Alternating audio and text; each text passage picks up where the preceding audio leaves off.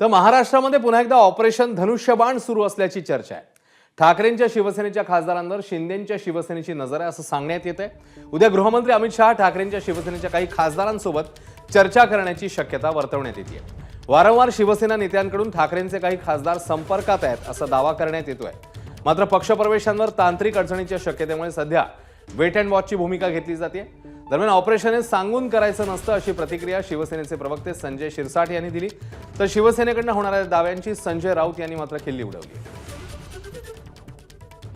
Operation हे सांगून करत नसतात, ऑपरेशन हे ऐन वेळेला करायचे असतात आणि त्याची सूचना एकनाथ शिंदे साहेब ज्या दिवशी देतील त्या दिवशी ते ऑपरेशन सक्सेस करायचं काम हे आमचं राहणार आहे।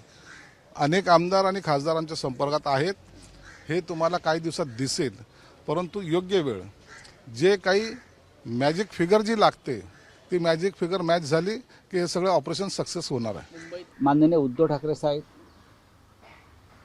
आदित्य ठाकरेजी, संजय राऊत या तिघांनी त्यांच्याकडे अर्ज केला प्रवेश द्या म्हणून।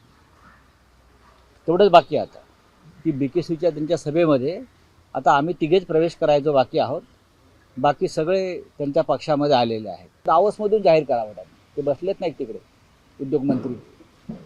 आणि संध्याकाळी आम्ही त्यांच्याकडे अर्ज केलेला आहे, कॉप्या देतो तुम्हाला, आम्हाला प्रवेश द्या म्हणून। तर उद्धव ठाकरेंच्या शिवसेनेचे 9 खासदार आता नेमके कोण आहेत एक नजर टाकूया।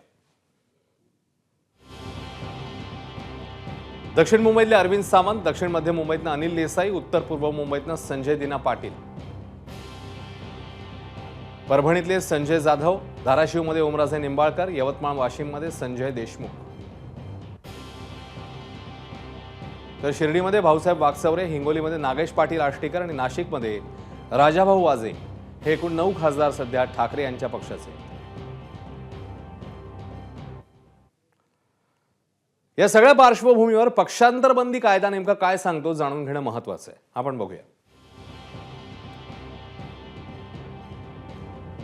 1985 मध्ये 52व्या घटना दुरुस्तीनुसार आमदार खासदारांचं पक्षांतर हे अवैध ठरवण्यात आलं।